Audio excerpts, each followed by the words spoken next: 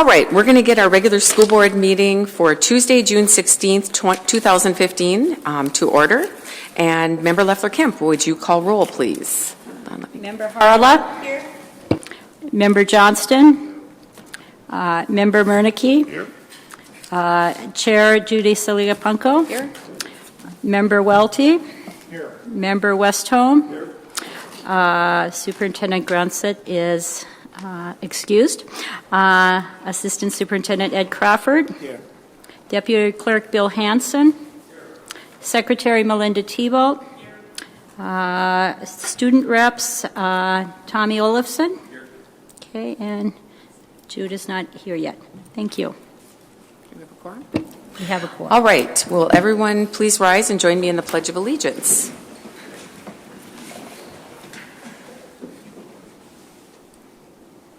I pledge allegiance to the flag of the United States of America and to the republic for which it stands, one nation, under God, indivisible, with liberty and justice for all.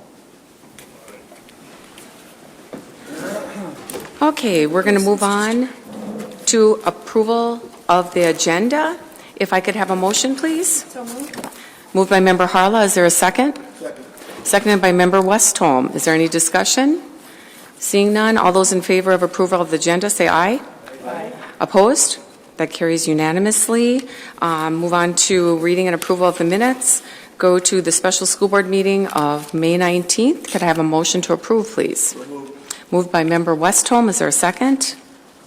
Second. Seconded by Member Murneke. Is there any discussion? Seeing none, all those in favor say aye.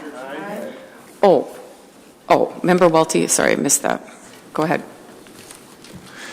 I don't know if anybody made a check of the Parliament Rules of Order on the adjournment of that meeting. I know it came a little quick for me. I had some other things that I wanted to discuss, but I would appreciate it if somebody would make an inquiry as to whether that adjournment was followed correctly or not. Yes, there was. It was okay.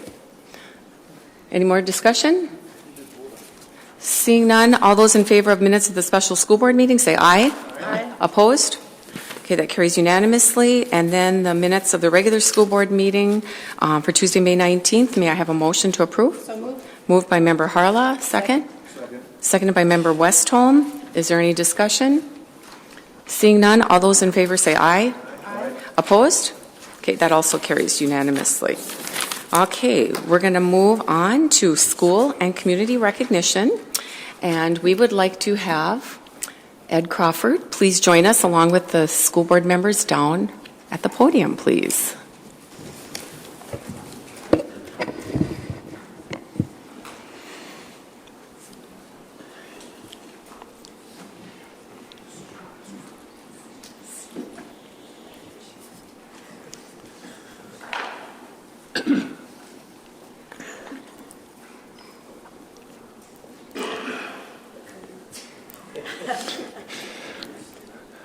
Members of the board, this month I'm pleased to present Ed Crawford for recognition. As you know, he is retiring from the district at the end of this school year. Ed made a lasting impact on innumerable students, families, and staff through his dedication to public education, commencing in October of 1979 when he became a school social worker, through his service as an assistant principal and culminating with his retirement as assistant superintendent. He influenced countless positive and lasting outcomes through his leadership and involvement on many district-wide committees, including the Teacher Evaluation Committee, the System Accountability Committee, the Education Equity Advisory Committee, and the District Quality Leadership Team, among others. Ed has dedicated time and expertise to the community through his participation on St. Mary's Medical Center Board of Directors, Duluth Teachers Credit Union Board of Directors, Woodland Hills Board of Directors, Northland Foundation Board of Trustees, as chairperson of the YMCA Board of Trustees, College of St. Scholastica Board of Trustees, as commissioner and chairperson of the Housing and Redevelopment Authority Board, and other leadership positions.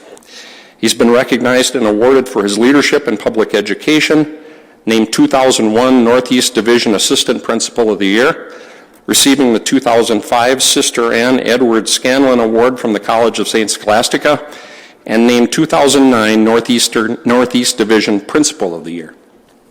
Upon his retirement, the enthusiasm, passion, and commitment that Ed Crawford invested in public education will continue to influence and guide our school district for years to come. Congratulations, Ed, and many thanks for your service.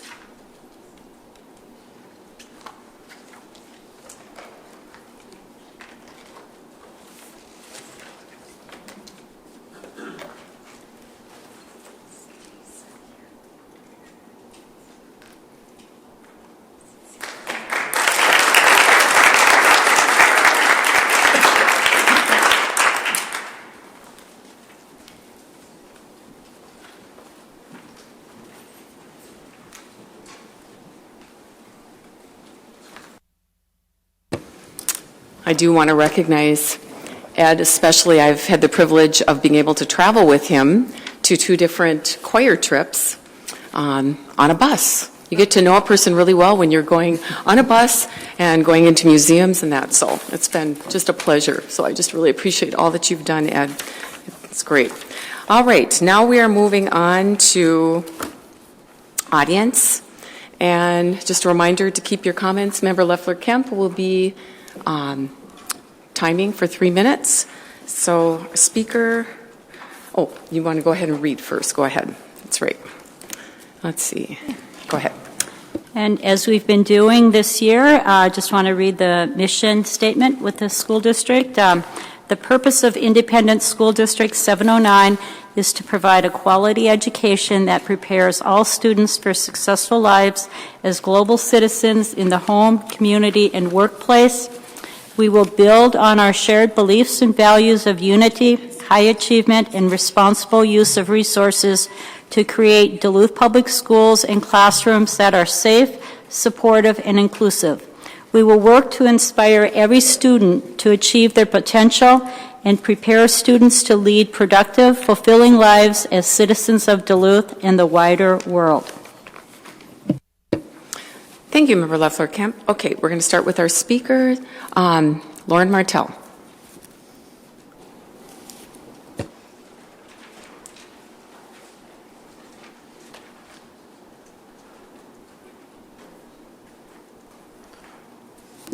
Good evening. The television camera wasn't on when I said this at the special meeting last month, so I want to apologize again for looking angry 2 months ago. As I said last month, I wasn't really angry. I was just trying to make a point with strong emphasis. I also mentioned last month that I've been quite physically ravaged from a personal tragedy. I've lost about 10% of my body weight, and it's frankly tough to get in front of a camera. I know how hard some people in the schools work. My wife was a teacher for 25 years. I know what it takes. But I also pointed out last month that the way my allies and I have been treated would try anyone's patience. For nearly a decade now, we've been ignored, run over, betrayed, and at times outright lied to. The recent actions of this board's majority have been especially difficult to tolerate. But it's been consistent with the pattern that has emerged over the years. The majority tried to throw Gary Glass off the board, then tried to throw Art Johnston off the board. They censured our Harry Welty and then censured Art Johnston. They've turned the microphone off on citizens several times. I don't see this pattern easing. I think the majority controlling this board is going to continue to do everything it can to keep everyone quiet. Their motivation in the beginning was to get their swimming pools and everything else they wanted. Now their motive for clamping down on dissent is because they know this chair and some of their allies in administration are going to be embarrassed, at the minimum, from any discussion of the decisions they've made. Many of the problems in the district are directly related to those decisions, but the majority members remain hell-bent on preventing any such discussion from occurring. The minority members feel these questions are a legitimate line of inquiry, and that the answers to these questions are important to fully understand where the district is and where it's going. Clearly, big promises have fallen short. Equitable education hasn't happened across the city. Students aren't pouring into 21st century schools. Big savings aren't pouring into curriculum. One side wants to talk about this reality. One side wants to keep everyone quiet. There's the friction in this room, and sparks are likely to continue to fly. Thank you very much.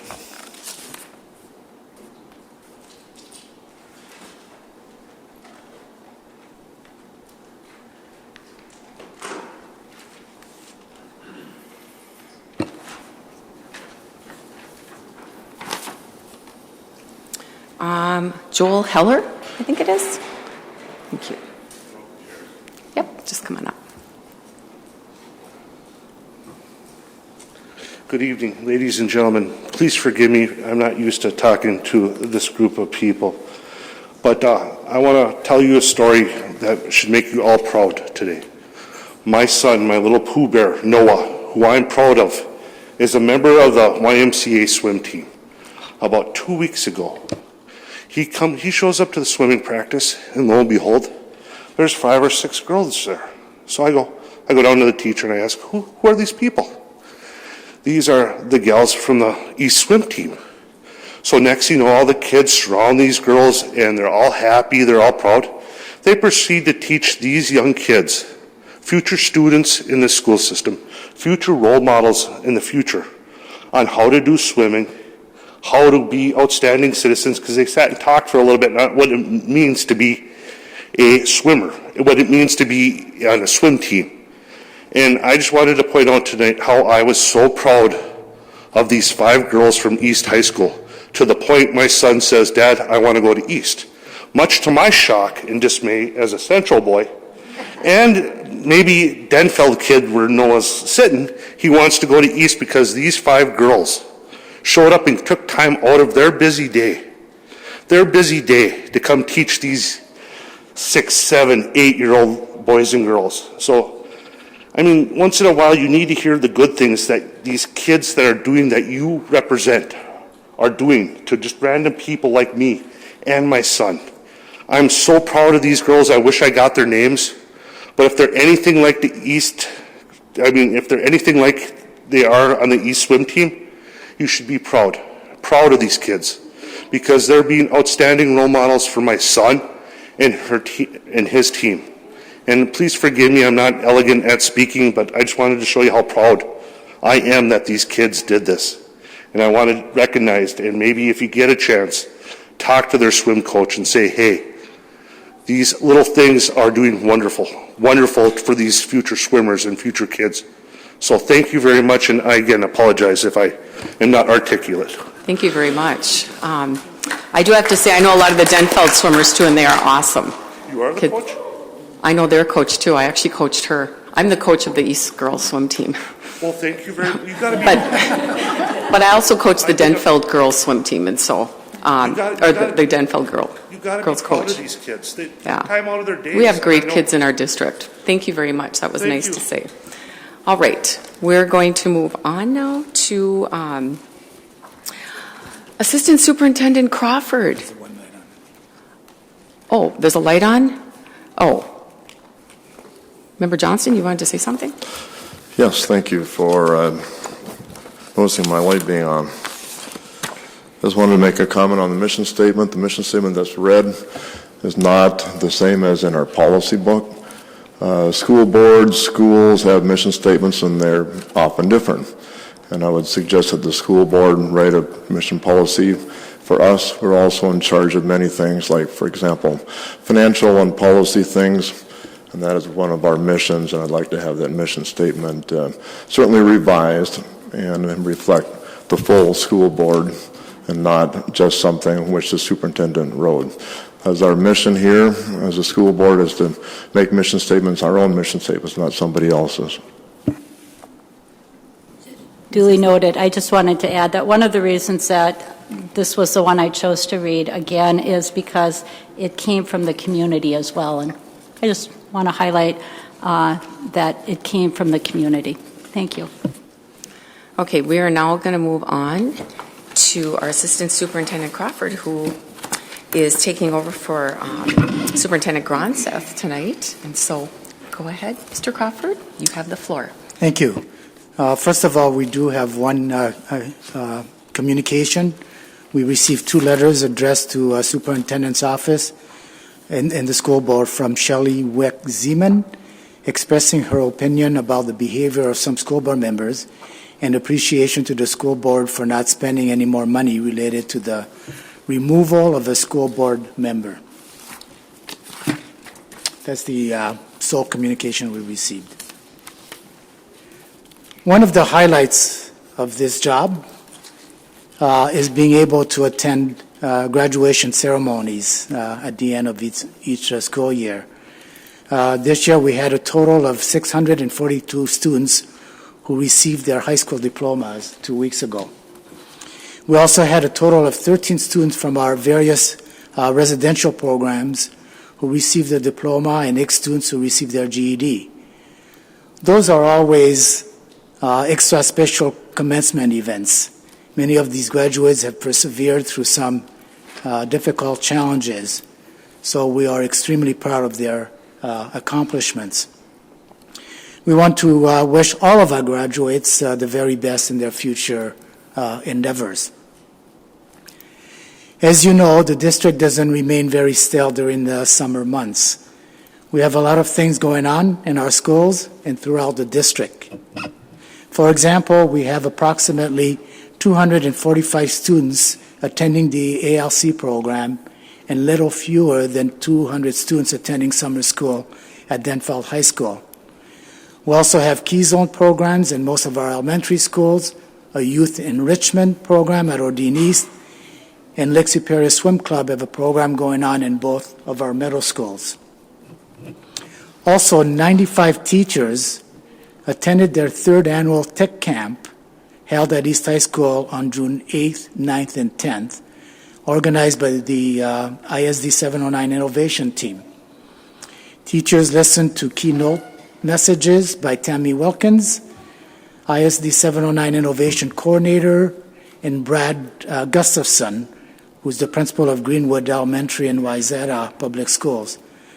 They also participated in breakout sessions covering topics such as Google Drive, WeVideo, which is a video editing tool, formative assessment tools, and making podcasts in connected classrooms. Many teachers had the opportunity to share the great learning experiences happening in their classrooms and are all very excited to bring the new things they've learned in their classroom in the fall. In addition, 7 more classrooms will be the benefactors of class sets of Chromebooks. Those 7 teachers will be attending some additional professional development sessions led by the innovation team throughout the 2015-16 school year.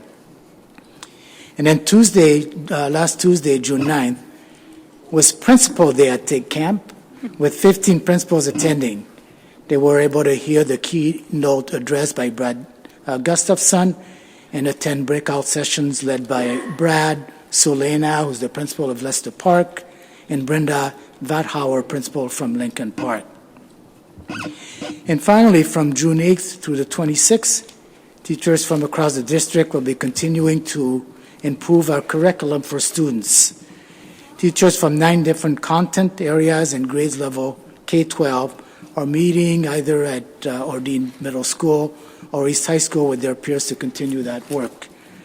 The curricular areas they're working on this summer are art, career and technical education, English, health, and physical education, math, music, science, social studies, and world language. The teachers are working to create an aligned curriculum that matches the requirements established by the state of Minnesota and to create common assessments to measure student progress towards that learning. Our teachers have shown a strong dedication to continue working beyond the school year to improve our programming for students. This is a continuation of the work that they did last summer. I want to end my report by stating what a privilege it's been to have served the Duluth School District for the past 35 years. I've worked with outstanding and dedicated individuals, including faculty, staff, students, families, and community leaders. I also feel extremely fortunate to have served in the community where I grew up and attended junior high school, and college. And I went to Washington Junior High School and graduated from Central High School. If the truth be told, the opportunities I've had in the Duluth School District have been well beyond my wildest dreams. So thank you for this great opportunity.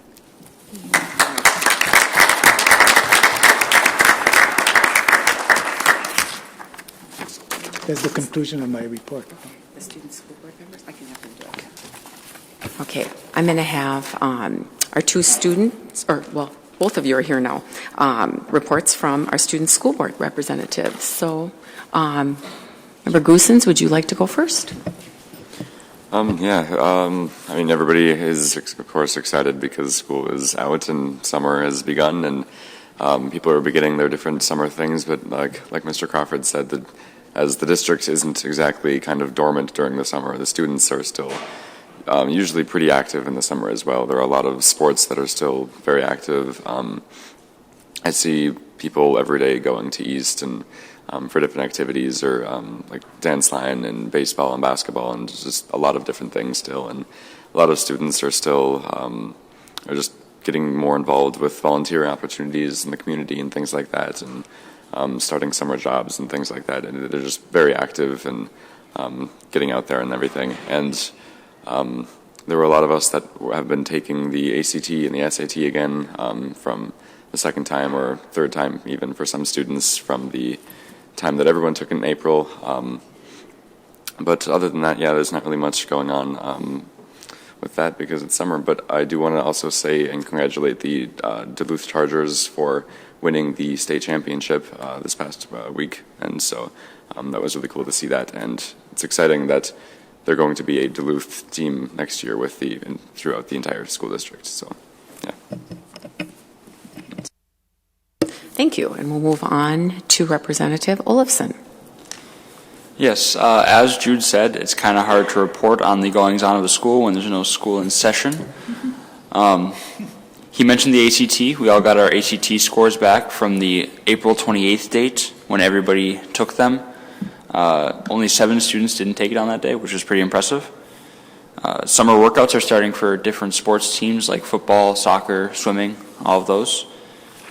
Outside of that, Jude covered it all, so thank you. Thank you. And I know, of course, there was graduation, which is something that has happened since we've all been together, which was pretty big, and I think both of you were part of the music, and so that was really neat. Okay, we are going to move on to report of the standing committees. So, Member Harla, if you would like to start out with the Education Committee report, please. Thank you very much. Wanted to note with graduations how honored I felt as a Central graduate to hear the bells and to get to stand and sing the alma mater. I appreciate that we continue the traditions in our community for long-standing things. So it was brought a tear to my eye, and have been able to talk to some alum about that. It was really touching. So something important as a part of our education, that tradition as well. So we had a great Education Committee meeting last week. We began with a presentation from the Daredevils Robotics team mentors. 4 presenters came. This group really runs with staff support, but a ton of community support. and actually I would say all of our robotics teams do. They talked about how there's a lot of interest in robotics, a need to do some expansion, and give an opportunity to provide some conversations this summer about looking at some space and growth needs for the daredevils potentially, and then also just really clarifying some areas where the tools that they need and are getting put in place and are set. So I'm really glad to know that the Daredevils robotics team are just active and vibrant, and they won state as well too. So lots of state winning, and that was a good presentation. The next piece was for our information, a demonstration of mastery for credit. Members of the board, when we look at Regulation 620R, there's only just a few things that were updated in it. It was all more about ensuring that there was a process and that we were up to date with what needed to happen. And so looking at mastery for credit, if a student is able to take a test to master that piece. And so just clarified process and the ages. And they thought initially it was written when we were at when we had 7th grade middle schools, and now it's 6 through 12 versus 7 through 12. So that's Regulation 6240, demonstration of mastery for credit, and it's recommended that it's received as informational.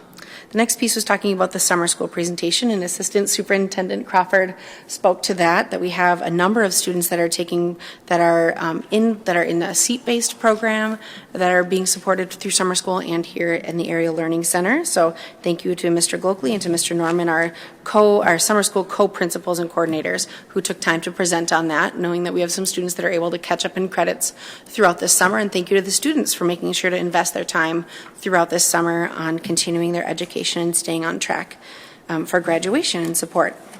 The next piece was Mr. Mike Meyer came forward with Ron Lake and spoke about our risk assessment presentation. And this is an area that, as a school board member, it's a tough spot. We need to make sure that as we look and assess as a community about what our risks are, we need to make sure people are trained, that we have a good system in place. And so they spoke quite a bit about the number of people that have been involved in this process. And I want to make sure they highlighted a few times Dr. David Swenson from the College of St. Scholastica, who's provided a lot of technical assistance to our district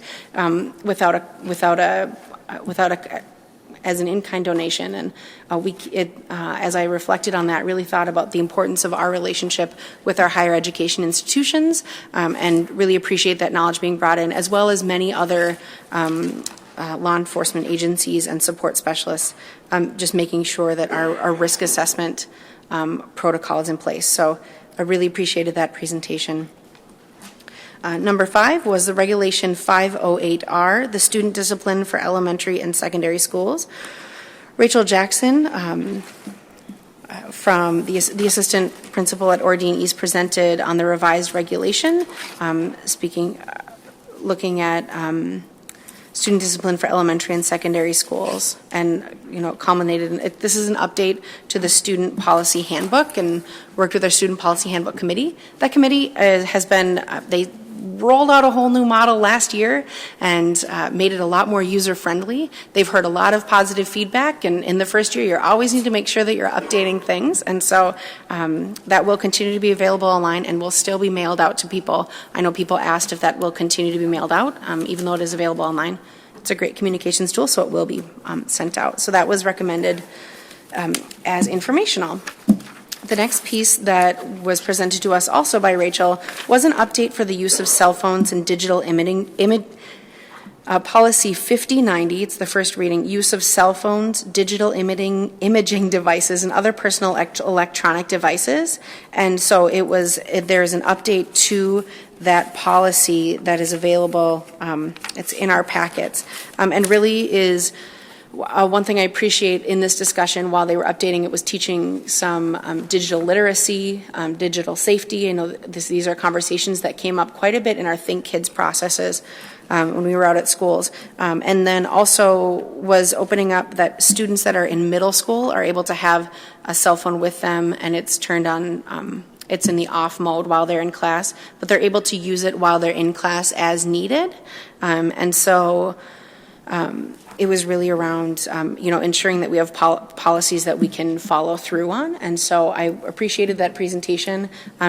Ms. Jackson is there every day, really connected with those students in that middle school. So it was good to hear from a middle school principal where this will kind of be the biggest piece as an update for that.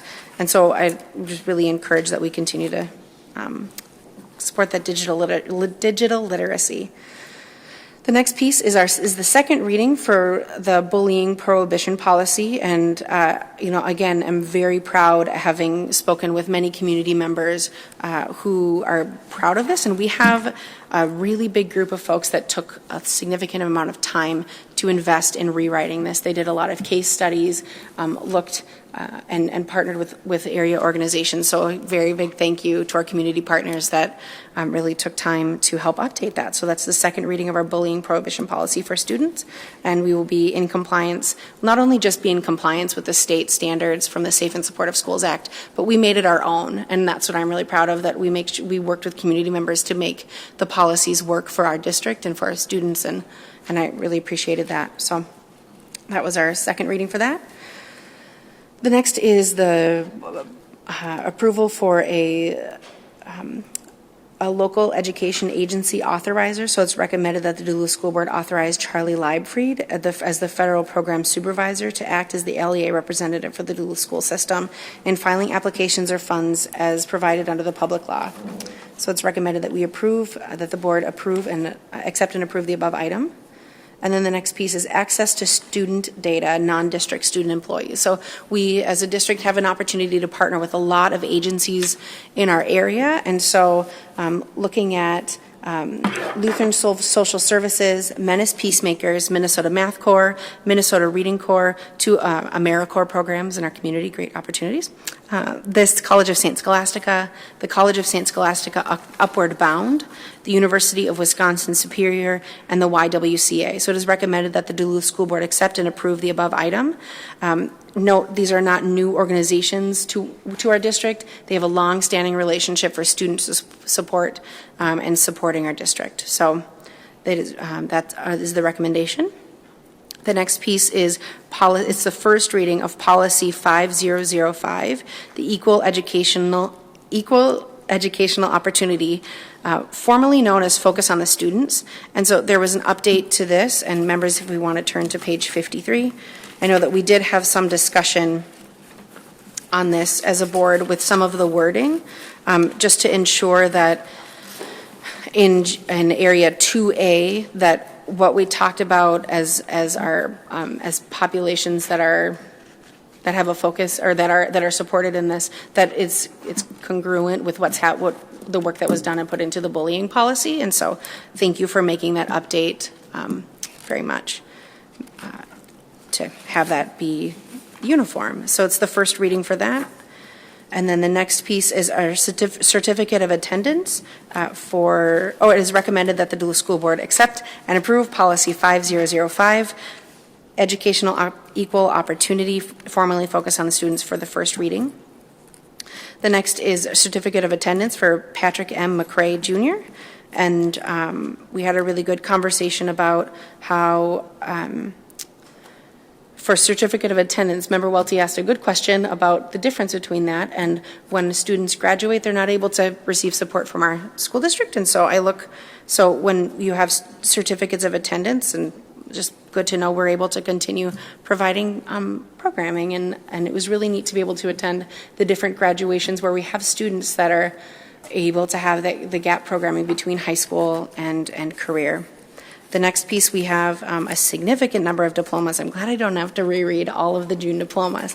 But Emily Lily Sari, Stephen Trenell Gaynor Jr., Samuel S. Page, Zachariah Muhammad Suya, Devin Rudd, Travis Pinkard Naylor, Tiffany A. Mason, Kashawn E. Jones, Amanda K. Boutain, Cullen J. Matthews, Yana Ray Butler, Michael Edward Kent, Diana Marie Hanka, and Junice Catherine Tennant. So it's recommended that the Duluth School Board accept and approve the following diploma requests.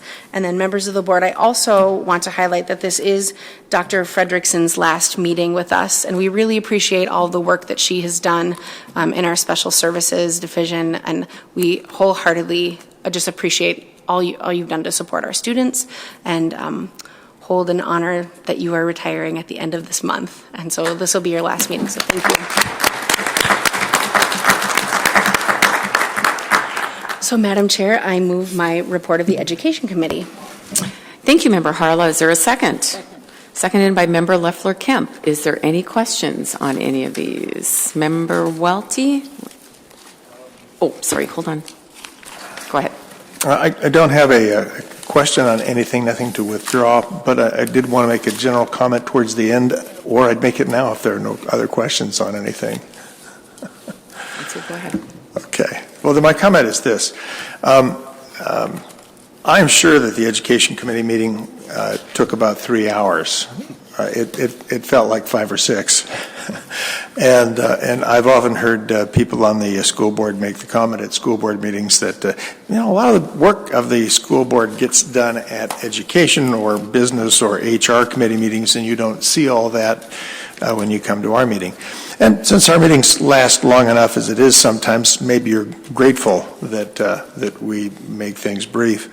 And I want to commend Member Harla, who always does an excellent job giving the background of each of the agenda items for those people in the audience and those people who watch our programs on YouTube afterwards, because it does give a little more explanation, and a pretty good one, of the things that we were discussing.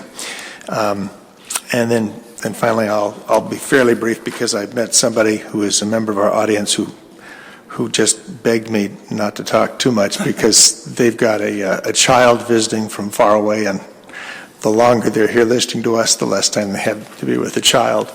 But I'm going to just raise an idea that Art Johnston, Member Johnston, often does, and I really didn't anticipate that there would be a great deal of discussion on these things. In fact, I don't really feel up to having a discussion a second time on them.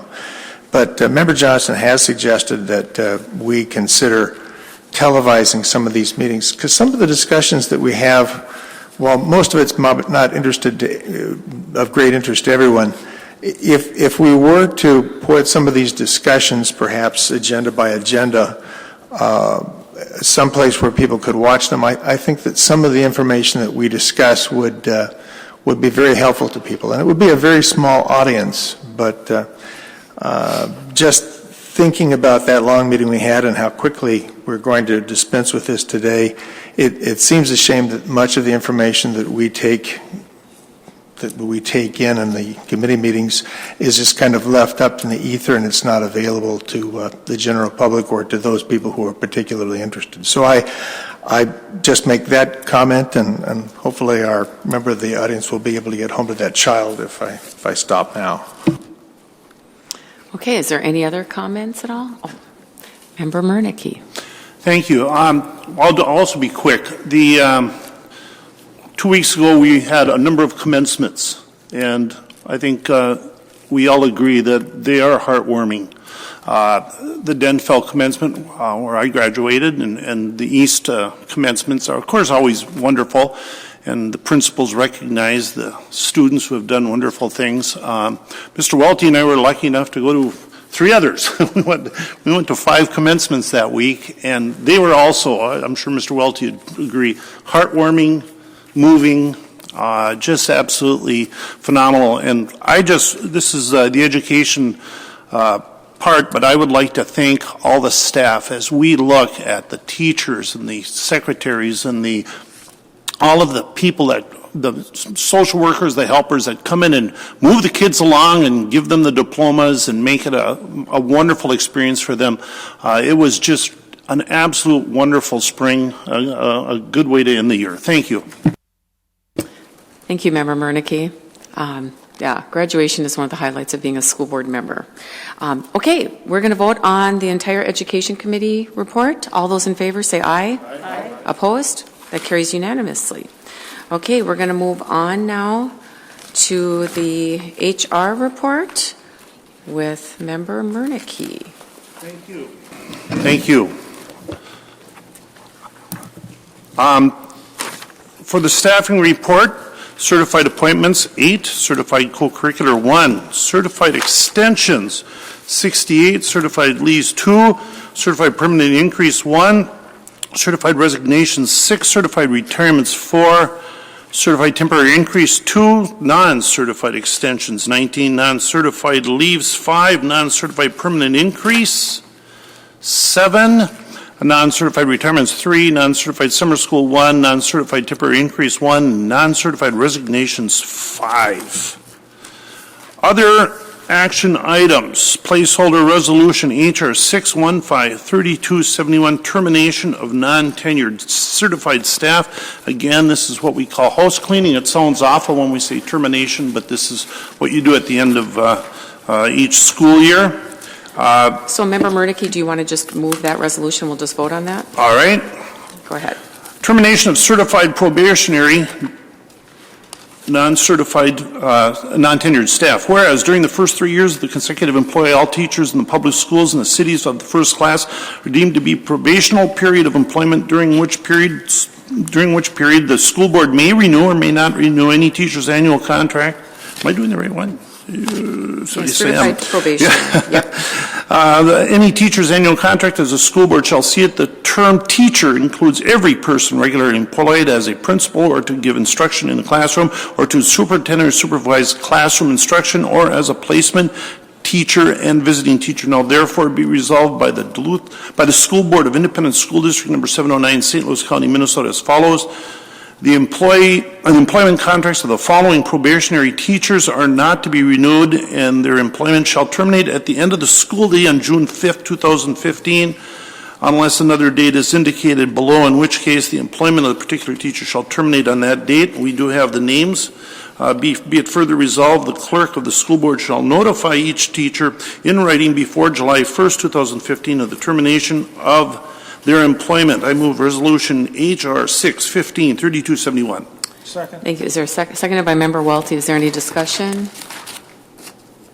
Member Johnston. Thank you, Madam Chair. Just a question to HR on this. Are these all the teachers that are on, that haven't got through their 3 years probation, or is this just some of them? Just curious here how we came up with those names. Hold on. These are just some of them. A number of these people, individuals on here, were on variances, teaching in areas outside of their regular teaching licenses, and variances are only good for 1 year. If they are not able to, for instance, if you had a social studies license and we're doing special ed, and we did not have a social studies position for you, this is where you would be at this time of the year. Okay, is there any possibility that some of these people may be able to get a proper certification and then come back, or is this kind of a permanent? No, a number of people on variances, especially our special ed variances, have enrolled into colleges to seek those degrees now that they've spent a year under their belt.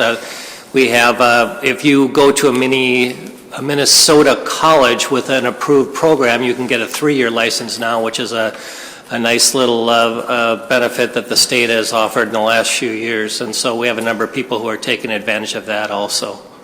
Thank you. Okay, we're going to vote on this resolution, HR 6-15-3271. All those in favor say aye. Aye. Aye. Opposed? That carries unanimously. Member Murneke, would you read the next resolution, please? Thank you. This is a placeholder resolution, HR 615-3272, and again, it's a housekeeping procedure that we do every spring. Be it resolved by the School Board of Independent School District number 709, St. Louis County, Minnesota, that the employment of the following hourly teachers shall terminate effective at the end of the school day on June 5th, 2015, unless another date is indicated below, in which case the employment of the individual shall terminate on that date. Be it further resolved that the clerk of the school board shall notify such teachers in writing before July 1st, 2015, of termination of the employment. We have the names again written below. I move resolution 615-3272. Second. Thank you, Member Murneke. That's been moved by Member Murneke and seconded by Member Welty. Is there any discussion? Seeing none, all those in favor of Resolution HR 6-15-3272, say aye. Aye. Opposed? Okay, that carries unanimously. Member Murneke, would you continue with the HR report? Resolution 6-15-3273 has been pulled because there are no numbers. There are no people that involved, so we don't have to vote on that.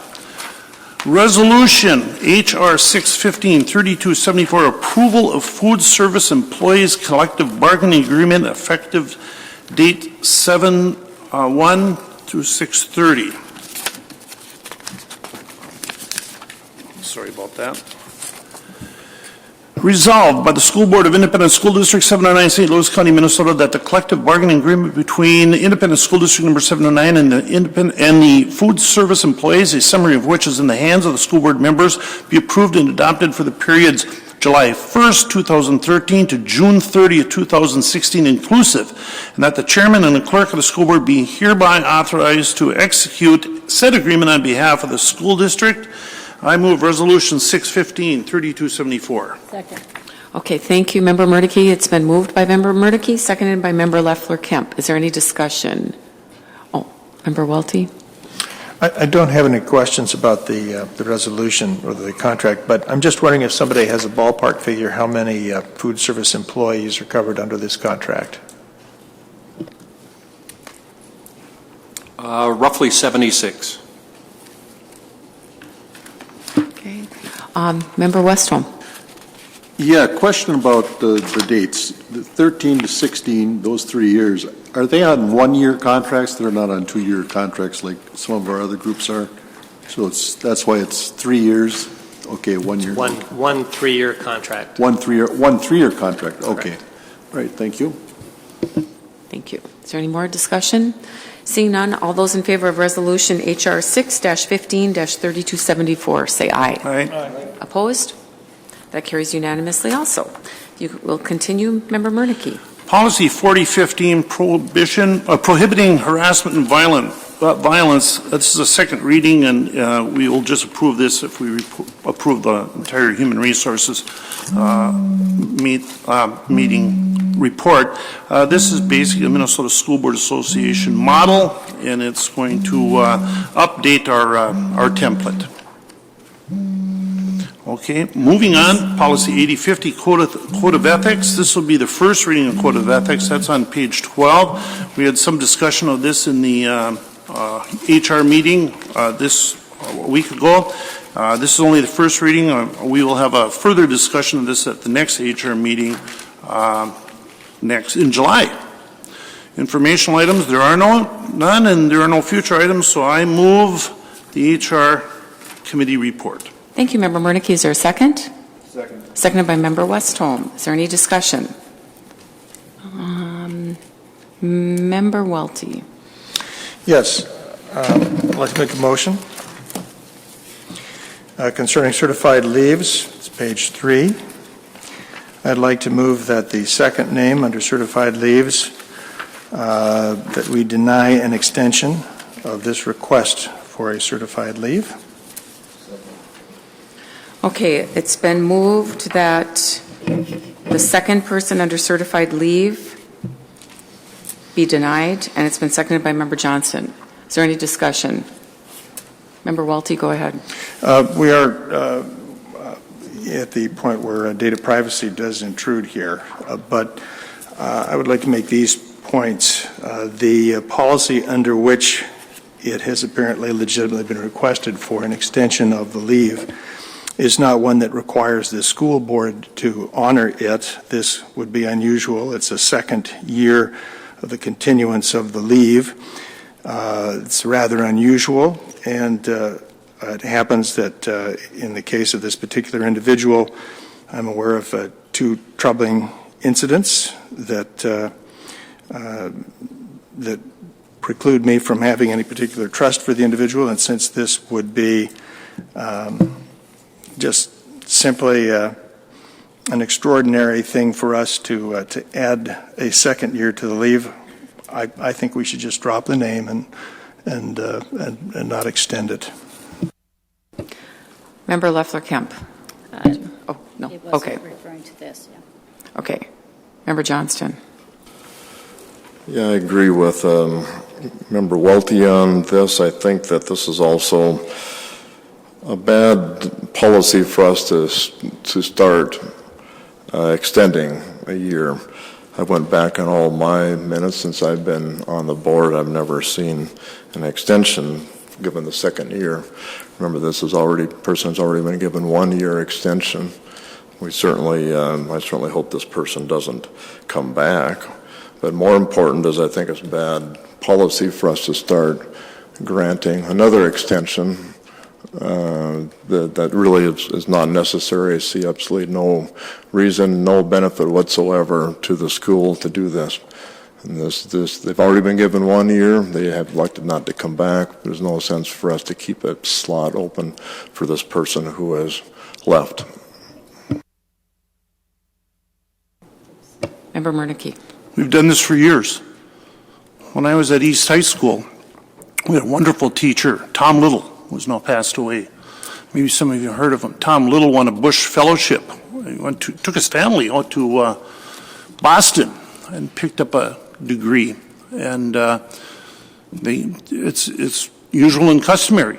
We've done this. This is not new. We've done this for years.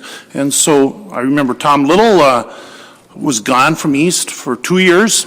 And there's actually a benefit to the school board in a way because you have an older teacher that's going and usually replaced by a new teacher, and there is a financial gain to the district by having this. But again, renewing a leave of absence, we have done this for a number of teachers as I've been in the district for many, many times. Again, we voted last year to award this leave of absence. It was unanimous. On July 15th, we voted to award this leave of absence, and I see no reason to deny a second year. We haven't done that before for other teachers. This person is a well-thought-of educator, taught at Denville for years. She has wonderful reputation. She's a Goal Gold Star winner. She's an outstanding individual, and I see no reason. I mean, if we voted unanimously to give her this leave, I don't see why we would pull it in the second year, when again it's usual and customary to renew. Member Welty. I'm glad you mentioned Tom Little, Mr. Murneke. Tom and I taught together for 2 years over at Morgan Park, and Tom Little was perhaps one of the most delightful people I've met in my years at the school district, and he was a person that I would have had no resistance to offering a second year under the circumstances that you've outlined. And yes, this is a part of policy, so this is something that is available. All that is required for a person to find themselves on this particular list is to request it in the proper amount of time, which apparently is April 15th, and this person has done so. So the name is here, having followed procedure. But I've had 2 occasions to observe this individual, and I do know that this person has had a good reputation with a number of people. But the first piece had to do with 10, 12, 13, 14 years ago, a part played in covering up a sexual assault. And most recently, we have endured a year of trauma, in large part because of the actions of this individual. And I think both of these argue against our continuing this unnecessary and strictly optional extension of a leave on our part. I'd like to caution the board where the comments are going. It's very borderline data privacy. Thank you. It might have been crossed. Member Johnston. Sure, I would just like to make a couple comments that this person left. No indication of coming back. This was not a person that was saying, I'm going to go and get further education and come back and bring this back to the school. That was not the case. There is no financial gain for us to give this person another year just because she asked for it. There's no financial gain for us whatsoever. Possibly a loss. If she would come back, we would have to find a spot for her. We're already having employment difficulties now, and I would hate to have to put somebody else out because this person wants to come back. And this is not usual and customary, and maybe it was at one time. It's not anymore since I've been on the board, and for the good reason. We should not be doing this. Member Murneke? We've done this before. We've done this with a number of people. It's a leave. It's a leave of absence. If you look into the history of it, it was to give opportunities to people to firm up a degree, maybe go to law school. I have one question, a quick one, if I may, and if I may, with the permission of the chair, to ask a question, continue the floor. You want to ask a question? I just want to, Mr. Westholm, did you get a leave of absence? Oh, yeah, yes, I did. And was it renewed? Yeah, I had 2 leaves of absence, actually. The first one, when I went to law school, I had 2 one-year leaves, and then I came back to the district to serve as an assistant principal. And then I also took another leave a few years later, and I went out and I practiced law. And at the end of that leave, I made a decision to come back. They accepted me, even though several of the cases I handled when I was a lawyer was against the school district. So it didn't condemn me, I guess, but so it's not the first time that something like this has happened, and I think we do have there's nothing in there that says we have to do a certain thing with the leave, and if you don't, or if we don't like something you did before, even though you're a Gold Fine Award winner and other things, you can't come back because we've got some issues that we haven't done it that way before. Thank you, Member Westholm. If I may continue then, thank you for that. And again, I know of I won't bore the people with this, I know of other instances. This is what we do. We give a leave of absence. And I want to repeat that July 15th, last year, we said to this individual, you can have a leave of absence. This is something the board agreed to. I wonder what changed. If you voted for the leave, then what changed after July 15th? I don't want to get personal. I'm just going to say that this is an outstanding employee who's done so much for both Denville and East students, and I think what we're doing is just absolutely usual and customary, and she deserves our support. Member Welty. I take your point, Member Murneke, that this is something that is extended when we have an employee that we would welcome back, such as Bill Westholm and Tom Little. But when there is a doubt, as an optional policy, it seems foolish to invite trouble. And I see only trouble should this particular individual come back to the Duluth schools, and that might be an option if we vote to grant an additional year's leave. Okay, we're going to vote on this amendment with the second person under certified leaves. No, what was the motion? I'm trying to remove it, or to vote on it separately, right? Is that what you said? Oh, to remove it. Okay, all those in favor of removing this from the certified leave, so not granting the extension, say aye. Opposed? Nay. Okay, that fails 2-5. Okay, Member Murneke, did you? Oh, wait. Report, and it was seconded. Okay, let's see. It was moved by Member Murneke and seconded by, was it Member Westholm? Okay, that was back a while ago. I'm trying to remember. Okay, is there any other discussion on the entire HR report except for the resolutions? Member Johnston. Number 5. Number 5. Do you want to pull that or Pull discussion? that, right. For discussion and a separate vote. Discussion and a separate vote. Policy 8050, Code of Ethics, first reading. Okay, go ahead. You have Sure, I'd like to amend this by removing on our pages 14 and 15, all the items which had been added. In other words, put back the original wording which was put out by the MSBA. Let's see. So you want to go back to what was originally there on page 14. 14 and 15, right. Which is the third and fourth page of the resolution as printed. Okay, I just want to make sure I have. So this was E3 and 7 and 11, correct? And then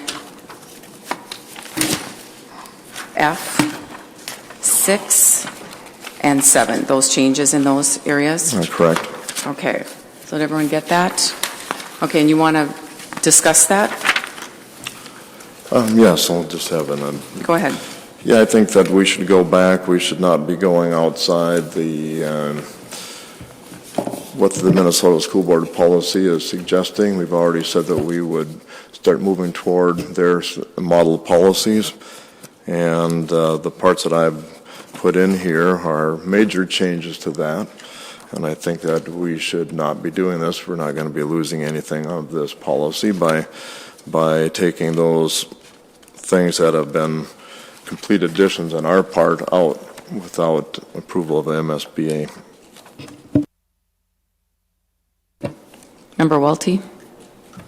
Yeah, I'm rather troubled by some of the particular additions. So just looking at number 7, the MSBA and the MASA, which is the supervisors and superintendents of the state, see no particular objection to having a school board member offer counsel and advice to their employee, the superintendent. I have offered the superintendent advice myself, and the idea that somehow that is not acceptable, I find a little troubling. I'd also make a more general comment. I may draft something and send it out in email to board members about some of the particulars that we have here. But I'm not particularly pleased with an ethics policy that's 4 pages long. We had one that was imperfect, just 1 page. It was a little bit like the 10 amendments to the Constitution or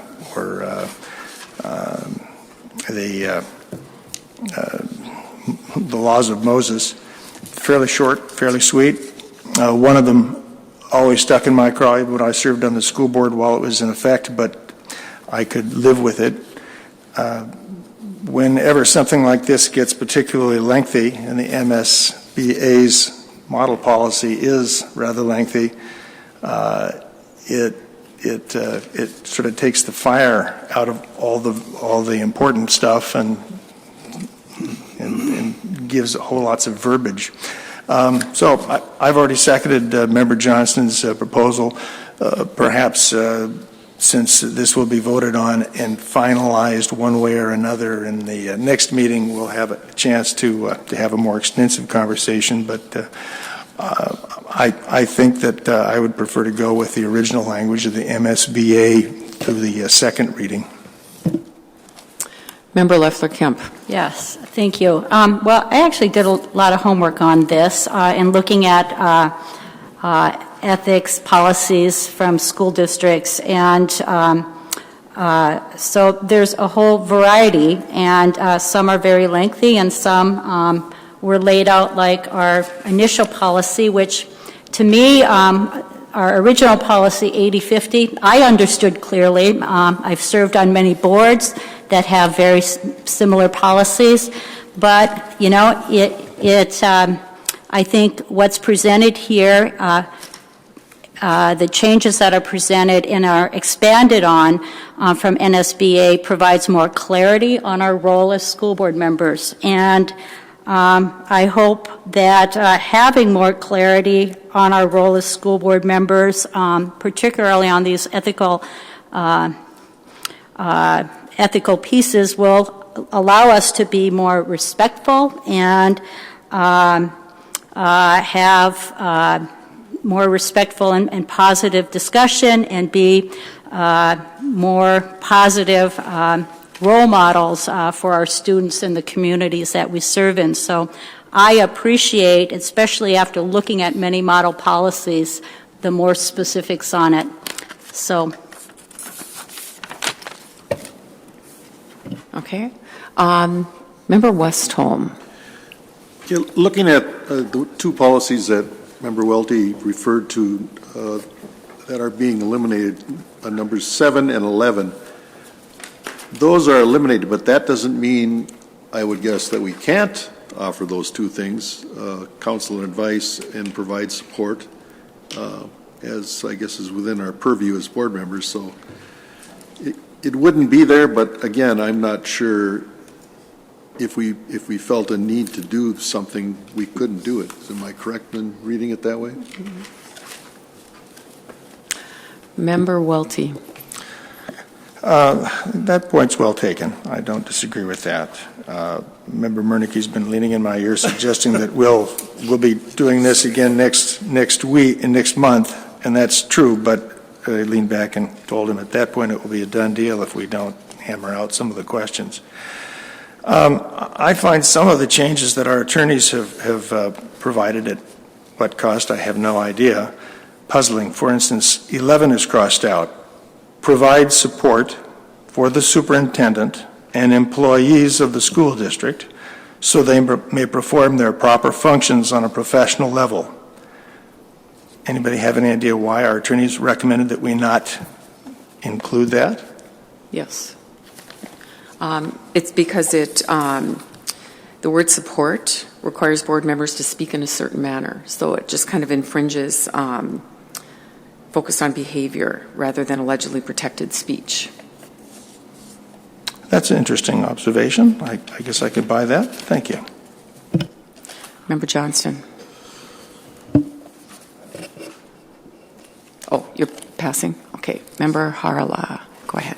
I want to say that some of the things that are changed make these more clear, and I think when we look at the mission of a board, things like offering support to and counsel and advice are a part of a role versus what are the standards that we stand back on and hold firm as we walk out our role as board members. And so that's why I feel comfortable with the changes and appreciate that we're looking at updating this. So thank you.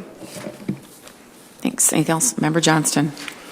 Yeah, I will say something on that number 7 under E, offering superintendent counsel and advice. I suppose you could say that, well, it doesn't mean we can't offer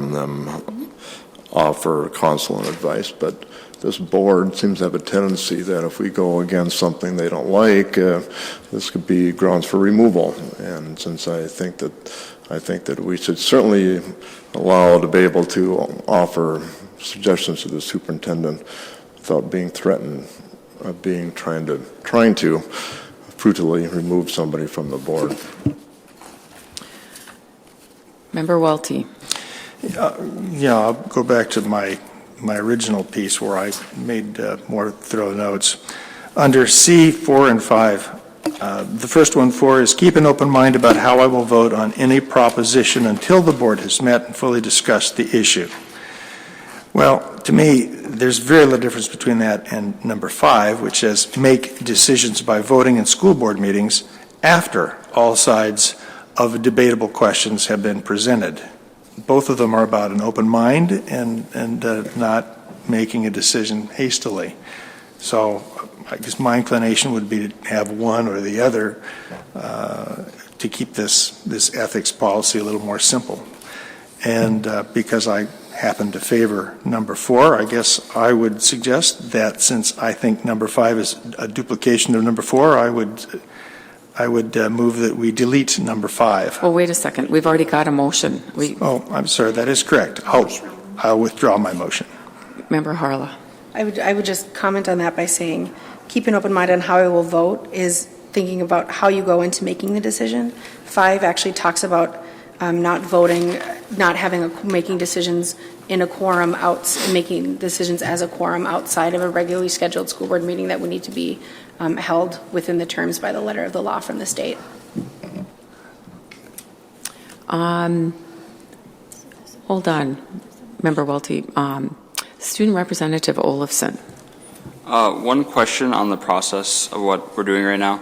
I believe Member Johnson moved to discuss page 14 and 15. That's the motion we're in right now. Right. So I think the discussion should stay there until we Thank you. vote on this motion. Yes. Can I point of information? Expert. Okay, go ahead. We were just, Thank you, Chair. I didn't realize, I thought it was the whole policy, so. Yeah, no, it was just the last 2 pages. Okay, correct? thank you. My apologies, members of the board. Okay, that's all right. Member Murneke, you wanted to? This is a first reading. We can discuss this in July, sitting around a table, look at this, write some ideas down. We can move on this. We can rough it out. Okay, let's look at the amendment that Member Welty brought in to change, or was it Member Johnston? And Member Welty seconded it. The last 2 pages, the changes go back to the original. All those in favor of those changes, say aye. Chair. Oh, I'm sorry. Member Westrom, I didn't see that. Sorry. Go ahead. If we make these changes, or we agree to make some of these changes, does that mean we go back to a first reading because we've got a different policy then? Is that I can't remember. No, this would be the process. first reading, I believe. Correct? Point of order, please. Point of order. Okay, Member Murneke, point of order. This is the first reading. Yeah. And you don't amend a first reading. We're going to do this next HR meeting. So you don't vote on this. We can make the changes next meeting. Okay, and one point I just want to make is these were changes that were with one of the judges with the federal lawsuit. They wanted changes that didn't infringe on free speech. And so that's why these changes are here, just for everyone. So all those in favor of voting the changes that Member Johnston brought up, say aye. Opposed? No. Okay, that fails. Wait, we didn't finish the vote. No, I did. Oh, sorry, I didn't hear. It was the vote, the changes that Member Johnston and Member Welty had seconded. So we had one person vote for the change and everyone else voted against it. That's what I got, anyway. 2-5. Okay, got it. Okay, Member Welty, you have something else you want to say? Go ahead.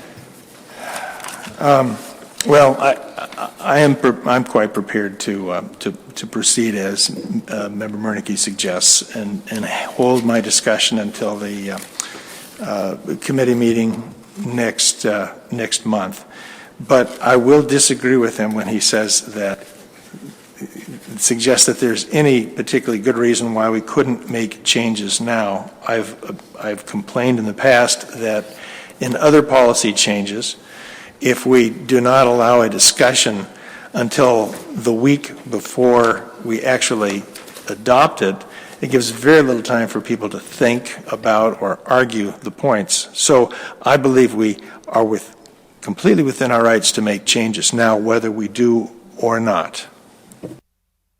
Member Murneke. And he's absolutely right. We could make changes, and then we go next July for our HR meeting, and we change things back.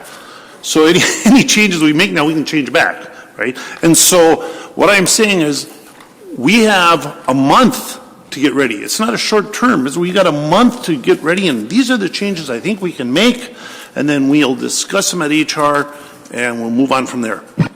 Okay, so we are going to vote, because it's a separate vote for this Code of Ethics model policy. All those in favor of the first reading of the Code of Ethics, say aye. Aye. Opposed? Okay, that carries 5-2. Now the the remainder of the HR report. Whoops. Right, that's where we're at. Remember Lefler-Kemp, right? Okay, We're going to vote on the remainder of the HR report. All those in favor say aye. Aye. Opposed? Okay, that carries 6-1 with Member Welty voting against it. Okay, and we're going to move on now to the business report. Member Westholm, go ahead. Okay, thank you. Got usual kinds of matters that we usually have in the business report, so I'll run through them quickly, and then I'll turn it over to Mr. Hanson, who usually has more of the details. So I won't even go through details of one right now, but number 2, we did have one bid under 2A, and that was for food requirements, and that was for $39,000 for an estimated annual expenditure for foods of $1.68 million. It's recommended that the school board approve the bid with Upper Lakes Foods in the total amount of $1.68 million. And we recommended that ISD reserves the right to renew for an additional 2-year policy, and that'd be from 2017 to 2019 by mutual agreement. So that is 2A, and I don't know if we have to do anything with that right now, do we? We don't. Which one? It's a bid for food requirements. Okay. Number 2A2 for bids relating to the 10-year capital facilities plan, and the copier service contract request went out for copier service proposals, and we got one response from Great Lakes Office Solutions for an estimated amount of $30,465 for the period of 2015, July 1st to June 30th, 2019. And then annual price increases will be in accordance with the Consumer Price Index for the Midwest urban region. And recommendation is that Duluth School Board approve request for proposal 301 with Great Lakes Office Solutions for the estimated amount. And then B2, placeholder for RFPs related to the 10-year capital facilities plan 2015. There was an update there, and I think we'll be getting information about that. C, quotes, and we had 2 quotes, and one was for rekeying door hardware, and that went to at the various places at Hoax, at Homecroft, Lakewood, Lowell, and Stowe, and it would be with Cell Hardware, and that was for $91,835.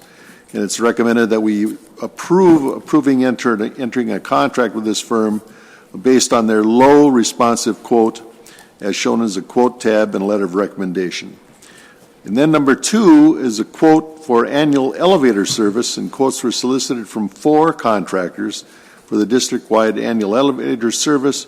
2 quotes were received in response to our request for quotes, and Schindler Elevator Corporation submitted the lowest quote with an estimated value of $30,044.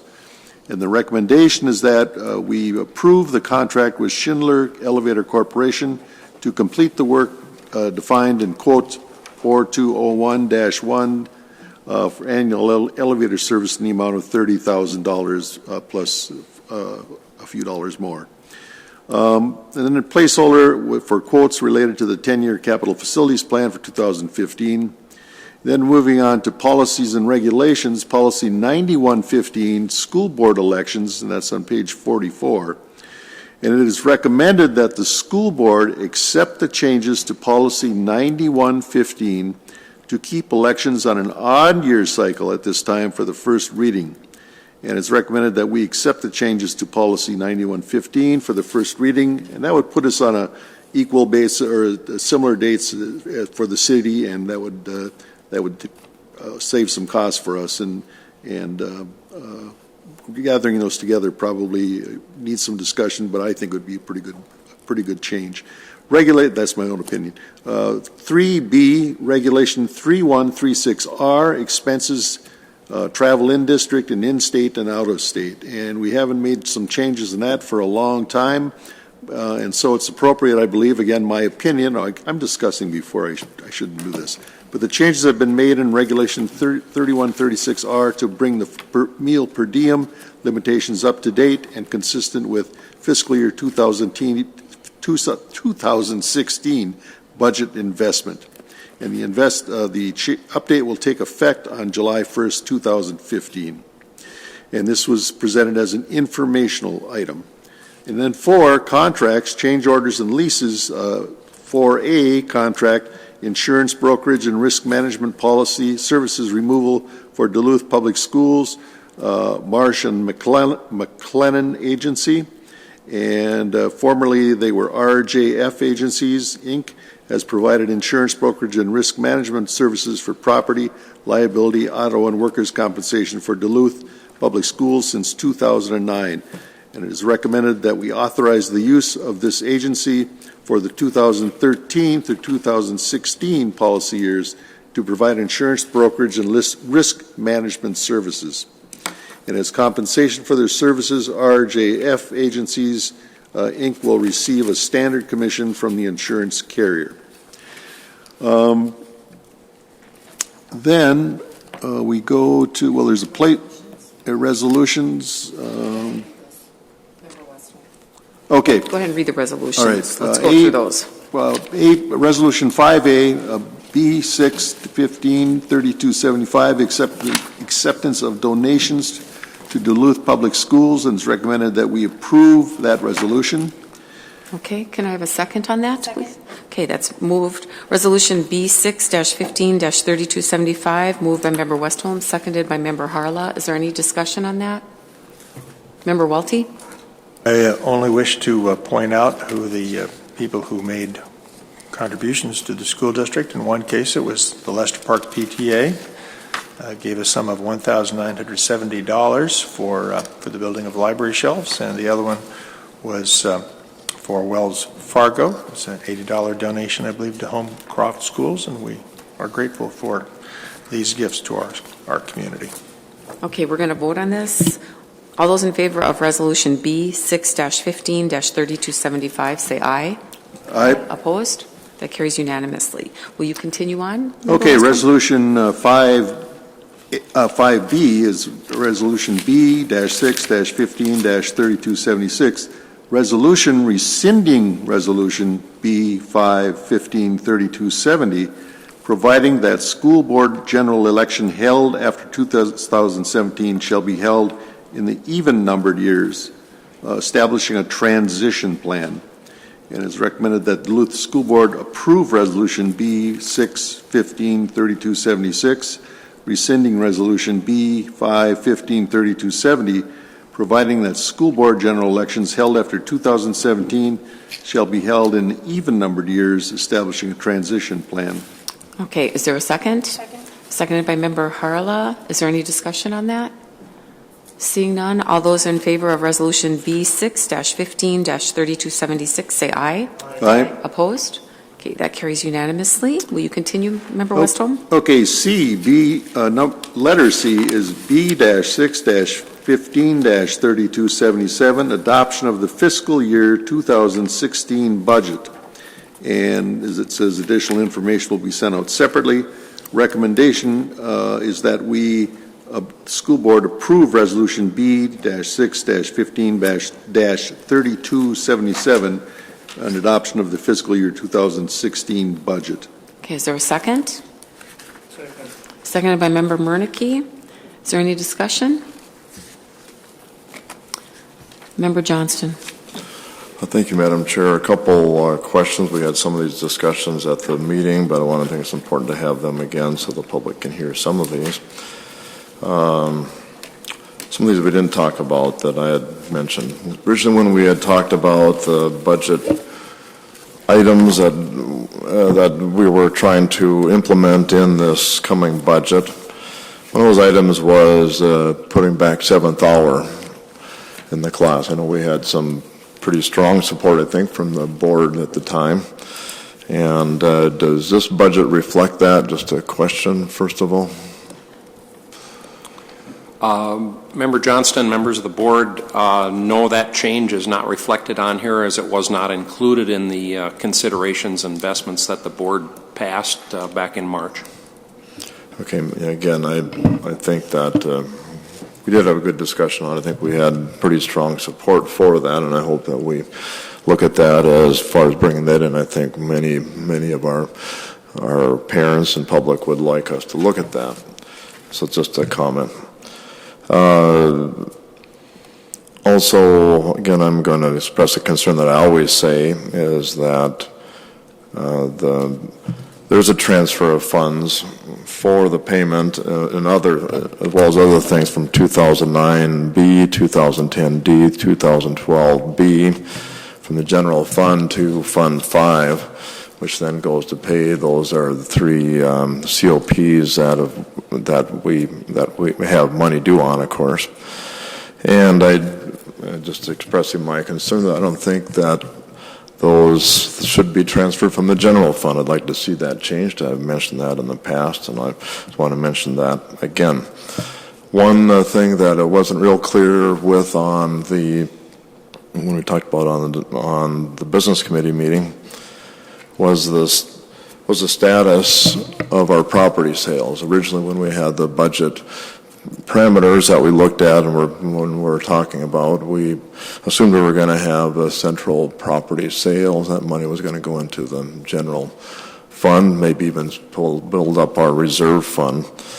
And I understand that is on hold for a while, or how long will that be on hold? Is that a possibility that may come in this next fiscal year, or do you think that's not likelihood?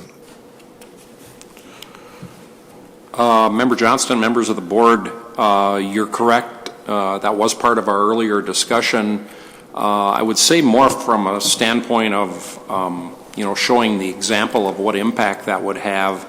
As part of the purchase agreement that was signed, the closing date was always into the next fiscal year. I think that we continue to feel confident that it will close during this next fiscal year. But at the same time, we've had discussions over the last many months now that at least I would not be comfortable and would not recommend to you that we plan this in any way, shape, or form as a budget item, and that we recognize the revenues from the property sales as they occur, and that continues to be my recommendation. That sounds like a prudent thing. I certainly agree with that. It's just a little bit disappointed, though, that didn't happen like we're hoping it would, so we could implement in this budget. What's happened to some of our other sales? Nettleton, is that still on hold too? That was another thing that we were going to do. Is that any status change on that? One of the meetings that we have on our to-do list, if you will, is to schedule a meeting with board members so that we can update you on parameters of any negotiations or conversations that we can have in closed session, and we probably would look to be scheduling that within the next month, I would say. So look for that on your schedule, and we'll give you an update on all the properties that we have at that time. Okay, yeah, I'd appreciate that. Can we say anything about the Rockridge Morgan Park sales? Is that still on track? Or I know it's still tentatively on track. Members of the board, the closing date for that sale has not changed. We're still moving towards closing the end of June. However, we've had conversations again with the developer, and they are potentially in a position to come back and request an extension, and it may be reasonable depending on the reason. So right now we're moving forward with the closing. Okay, certainly hope that closes. Thank you. Okay, Member Harla.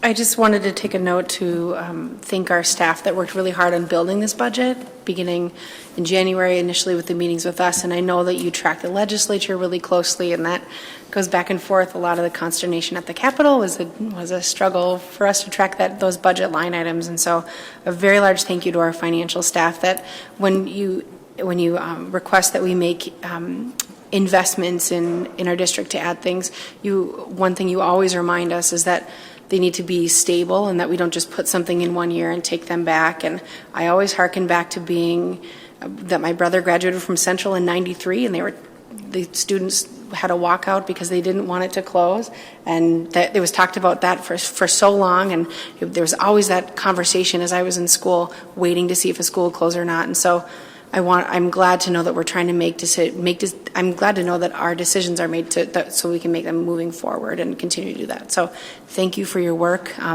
And we're really glad in your first round to have this go through. Thank you, especially for your first year of service and taking on partway through. So thank you, staff. Member Westholm. Yeah, as the chair of the business committee, I should know this, but is it too early to get a final say from you on where we stand with the legislature? How did we gain? Did we lose? I suppose it's a little of each. I'm not going to comment beyond the formula numbers, and 2% increase in each year of the biennium on the formula. And as I mentioned at the committee meeting, I'm still looking for Bob Porter's work on his what-if statements, that he has the unenviable job of trying to make sure that he captures all of the legislation into a spreadsheet. Then we can input our variables into and have it spit out what our revenue plan should look like. And we're looking forward to getting that, but I don't anticipate, we don't have it yet, and I don't anticipate we'll see it for a couple weeks yet. Thanks for reminding me of what I heard and should have remembered. But are we done with that? I think, is there any other discussion on that?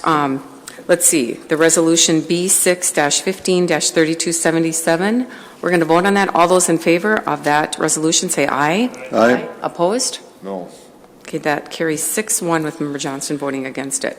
Okay, Member Westholm, would you continue on with the next resolution, please? 5D is resolution B-6-15-3278, annual recertification of the superintendent as the identified official with authority for Minnesota MDE service, Minnesota Department of Education, and financial.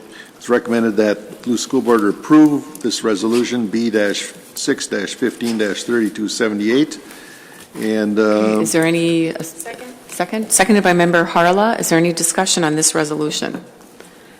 Seeing none, all those in favor of resolution B6-15-3278 say aye. Aye. Opposed? Okay, that carries unanimously. And Member Westholm, you can continue with the remainder of the report. Okay, we already had some discussion on F, a sale of property, but anything to add, Member Leiter or Henson, other than what we discussed? Okay, thank you. And then informational expenditure contracts, and there's a list of what the Superintendent Gronseth signed and the contracts he signed. And then revenue contracts, Superintendent Gronseth or Director of Business and Finance, Mr. Hansen, has signed the following contracts, and those are listed also, and other contracts that Superintendent Gronseth or Director of Business and Finance has signed a number of contracts. Facilities Management Capital Project status. And Mr. Leiter, do you have any comment about that? Questions regarding the attached report on capital project status report? Maybe you can give us a quick update on where we are in some of these things. Members of the board, we have a number of projects that are underway this summer. We still have some in design.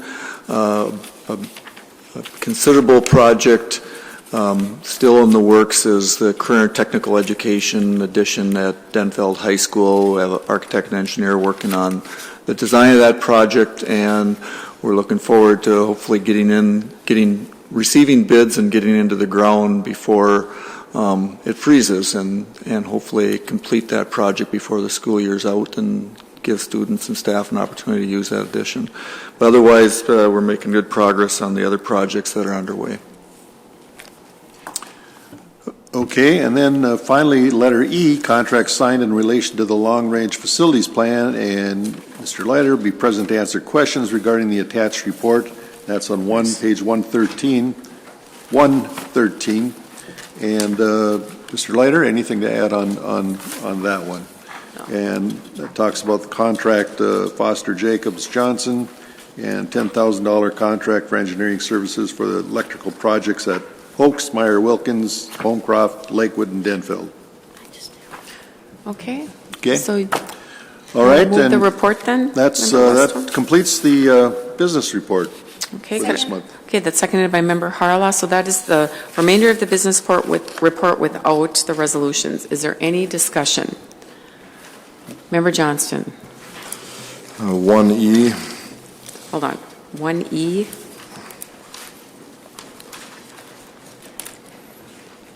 3A,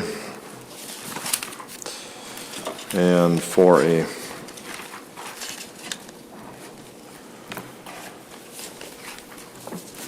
Anything else? I just want to make a comment. Okay, hold on. D. Go ahead, Member Leffler-Kemp. Which one? 6D. No, I turned it on. Go ahead. Which one? It's not till 6D, so do you want to do the other ones No, first? just go ahead and tell me which one. It's 6D? Yes. Okay. We'll come back to it. Okay. Excuse me, what is this? This is kind of hard to have something like this last minute. Member Johnson, you have something with 1E. Go ahead. Yes, I was asking you to pass my stuff around, if you could do that, please. But this is something that you're giving us now, which is really last minute. Well, I got this here when I came into the meeting today as well, so that's Well, that's standard because we do that procedure. because it is private information until it's approved. Well, I'm So asking you we to can't pass it have that. around. We've always had, I'm sure we've always had with layoffs like that, we've always kept it confidential. I'm Well, pretty I'm sure that's asking right. to pass That's what I correct. handed out around the room, around this dais.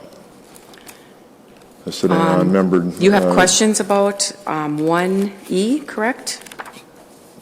Go ahead. Yeah. Will you please pass my paper around? Well, there's a report here that we probably should look at, Well, right? then I will pass it out myself then. Well, I don't know what it even is.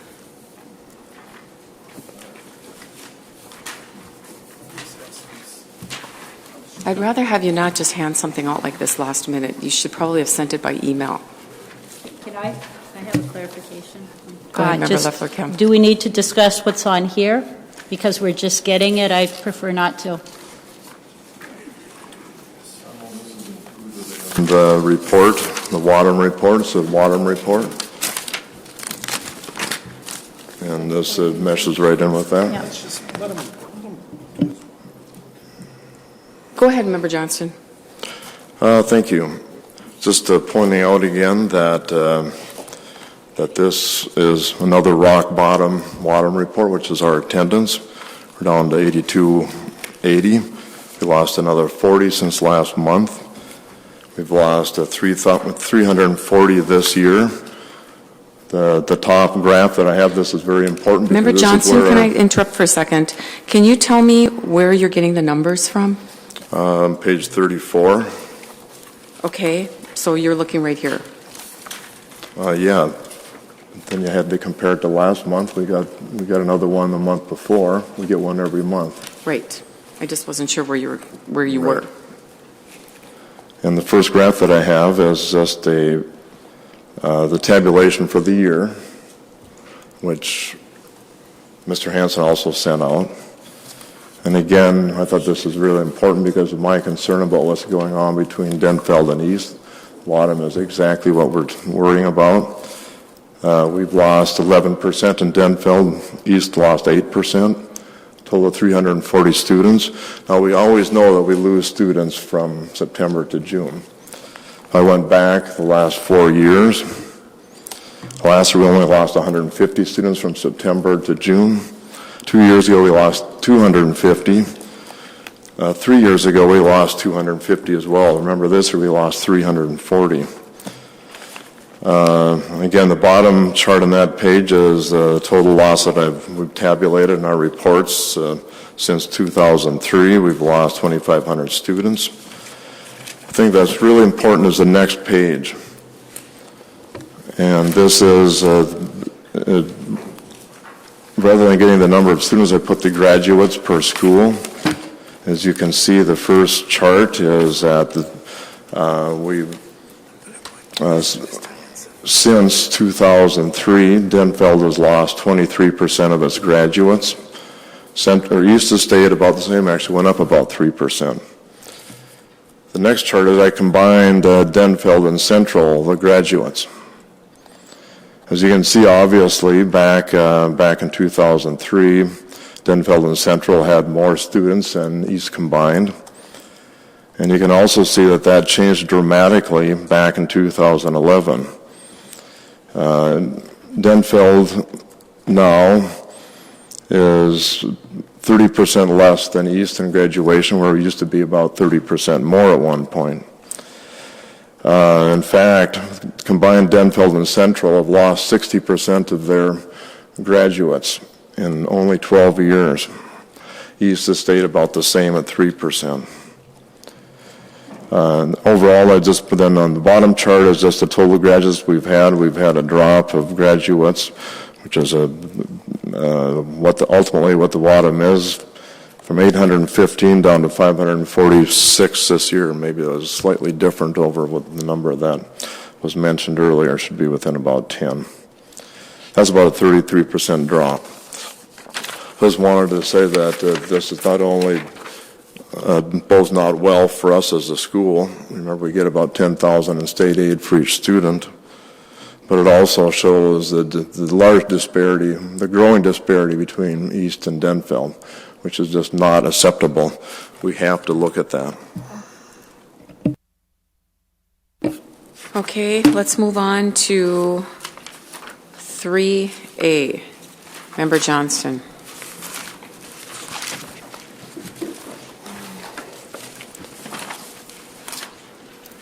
Oh, yeah, just a correction. Remember, Westholm said we were changing this back to even numbers years. This puts it back to odd numbers years because we made a mistake in the last meeting when we adopted it prematurely. 4A. Member Johnston. Sure, a question of, it says that the compensation for their services, RJF, will receive a standard commission from the insurance carriers. Does that mean we are not paying them any commission at all for their presentation, the service that they're doing for us? Member Johnson, members of the board, that's correct. We don't pay them any direct fees. It's indirect commissions through the insurance company who ultimately writes our insurance policies. Okay, so they get a cut over the correct. And I think the documents that were part of the backup actually reflects the fees that they are paid and is considered standard commission. Thank you. Okay, and we have, let's see, one more item. Member Leffler-Kemp, 6D. Mine was just a comment I wanted to just note in Mr. Leiter's facility management report, and I just really appreciate your very thorough reports, Mr. Leiter, but appreciated seeing that we were working with the City of Duluth to install high-efficiency boilers and hot water heaters, and it's a program that the city has, a conservation program, and I always like to note where we're working with the city on different things, and so I just appreciated you putting that together and want to make sure that the public sees some of the different ways we're using conservation practices. So thank you. Okay, that does it for the business report. We need to vote on the remainder of the business committee report without the resolutions. So all those in favor of the business committee report say aye. Aye. Opposed? Okay, that carries 6-1 with Member Johnston voting against it. Okay, and then we have, let me just go back to, we have no special resolutions and see no questions. Can I have a motion to adjourn, please? Moved by Member Harla. Is there a second? Second. Seconded by Member Leffler-Kemp. All those in favor of adjourning say aye. Aye. Opposed? We are adjourned.